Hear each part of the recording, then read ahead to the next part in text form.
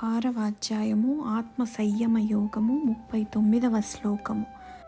ఏతన్మే సంశయం కృష్ణ ఛేత్తుమర్హస్య శేషతః త్వదన్యః సంశయస్యాస్య ఛేత్తాన హ్యుపపద్యతే. తాత్పర్యం: ఓ కృష్ణ, ఈ నా సందేహమును పూర్తిగా నివృత్తి చేయుట నీకే చెల్లును. ఏలననా ఈ సందేహమును తొలగించుట నీకు తప్ప మరెవ్వరికిని సఖ్యము కాదు. 40వ శ్లోకము. శ్రీ భగవానువాచ పార్థనైవేహ నాముత్ర వినాశస్తస్య విద్యతే నహి కళ్యాణకృత్ కశ్చిత్ దుర్గతిం తాత గచ్చతి. తాత్పర్యము: శ్రీ భగవానుడు పలికెను, ఓ పార్థ, అట్టి పురుషుడు ఈ లోకమున గాని పరలోకమున గాని అధోగతి పాలు కాడు. ఏలననా నాయన, ఆత్మోద్ధరణమునకు అనగా భగవత్ ప్రాప్తికై కర్తవ్య కర్మలను ఆచరించు వాడెవ్వడును దుర్గతి పాలు కాడు. వివరణ: ఆధ్యాత్మిక మార్గంలో నిమగ్నమైన వాడు, యోగ మార్గంలో నడిచేవాడు ఎప్పటికీ నాశనం కాడని భగవాన్ హామీ ఇస్తున్నాడు. మంచి పని చేసేవాడికి చెడు ఫలం రాదు.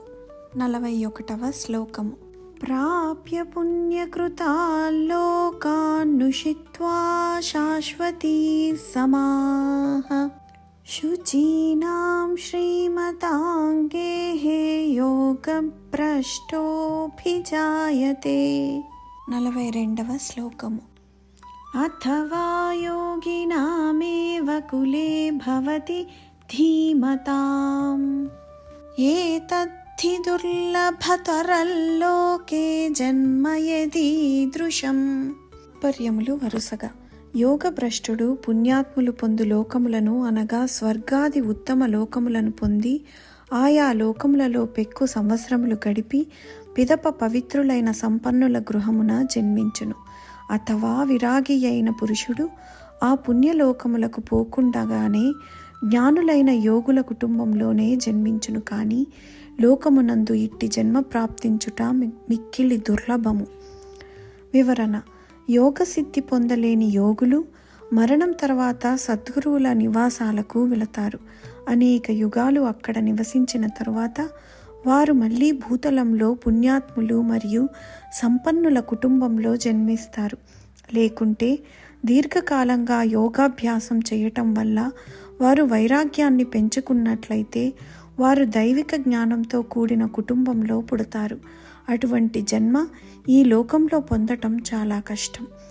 శుచీనాం శ్రీమతాం గేహే, పవిత్రమైన మరియు సంపన్న కుటుంబము అని.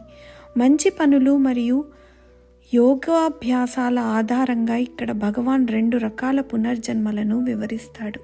ఎటువంటి చింతలు లేని ధనిక కుటుంబంలో పుడితే అలాంటి వ్యక్తి యోగ మార్గంలో సమయాన్ని వెచ్చించాలి. మరింత సంపదను సృష్టించడంలో నిమగ్నం కారాదు. ఇంకా ఎక్కువ అర్హత ఉంటే అలాంటి వ్యక్తి నిష్ణాతుడైన యోగి ఇంట్లో జన్మిస్తాడు. ఈ రకమైన పుట్టుకను పొందటం చాలా కష్టం. ఐశ్వర్యం ఉన్న ఇంట్లో జన్మించినట్లయితే సరైన మార్గం నుండి తప్పుకునే అవకాశాలు ఉన్నాయి. ఏది ఏమైనప్పటికీ యోగి ఇంట్లో జన్మించినట్లయితే త్వరగా మేల్కొలపడం, యోగాసనం, ప్రాణాయామం చేయడం మొదలైన కుటుంబ అభ్యాసాల ప్రభావంతో అన్ని మంచి అభ్యాసాలే అలవడతాయి.